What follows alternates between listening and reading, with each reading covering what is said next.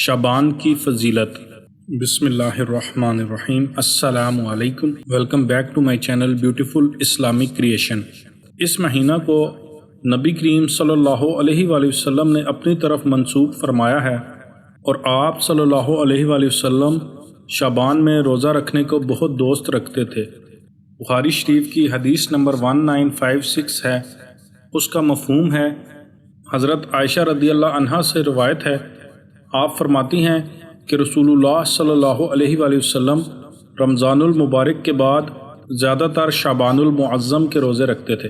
تو شعبان کے مہینے میں ہمیں چاہیے کہ ہم کثرت سے نوافل ادا کریں، اور اس مہینے کی جو 15ویں رات ہے اس کی بھی بہت برکتیں ہیں۔ اس مہینے کی جو 15ویں شب ہے اس کی بہت ہی بزرگی ہے، اس میں رحمت کے فرشتے اترتے ہیں اور رحمت الہی نازل ہوتی ہے اس شخص پر جو کوئی عبادت کر رہا ہوتا ہے، اور اللہ تعالیٰ اس رات کو صغیرہ اور کبیرہ گناہوں کو بخشتا ہے۔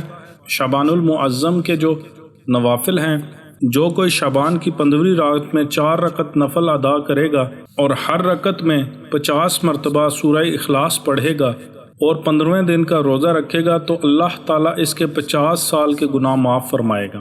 جو کوئی شعبان میں ہر جمعہ کی رات کو 4 نفل ادا کرے گا، ہر رکعت میں 30 مرتبہ سورہ اخلاص پڑھے گا، تو اس کو حج اور عمرہ کا ثواب ملے گا۔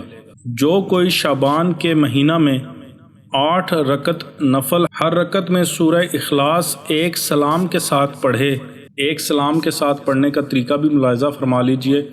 ہر دوسری رکعت میں آپ نے التحیات کے بعد آخر تک پڑھیں گے، التحیات کے بعد درود شریف اور یوم یقوم الحساب تک پڑھیں گے۔ اس کے بعد آپ سلام نہیں پھیریں گے اور تیسری رکعت کے لیے کھڑے ہو جائیں گے۔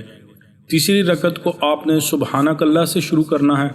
اسی طرح چوتھی رکعت میں بھی آپ آخر تک یوم یقوم الحساب تک پڑھیں گے، اور اس کے بعد آپ نے 5ویں رکعت پھر سبحانک اللہ سے شروع کرنی ہے۔ اس کے بعد 6ٹھی رکعت میں بھی آپ آخر تک پڑھیں گے یوم یقوم الحساب تک، اور 7ویں رکعت آپ نے سبحانک اللہ سے شروع کرنی ہے، اور 8ویں رکعت میں آپ نے سلام پھیر دینا ہے۔ ان 8 رکعتوں کو پڑھ کر آپ نے اس کا ثواب خاتون جنت حضرت فاطمہ الزہرا رضی اللہ عنہا کو بخشنا ہے، اور جو اس عمل کو کرے گا اس کے بارے میں حضرت سیدہ فاطمہ الزہرا رضی اللہ عنہا فرماتی ہیں کہ میں ہرگز قدم نہ رکھوں گی جنت میں جب تک اس کی شفاعت نہ کرا لوں گی۔ یہ آج کی ویڈیو کا جو ٹاپک ہے وہ رکن دین سے لیا گیا ہے، تو اس پیاری سی ویڈیو کو لائک کیجئے، اس کو شیئر کیجئے، اپنا بہت سارا خیال رکھیے گا، دعاؤں میں یاد رکھیے گا۔ السلام علیکم ورحمۃ اللہ وبرکاتہ۔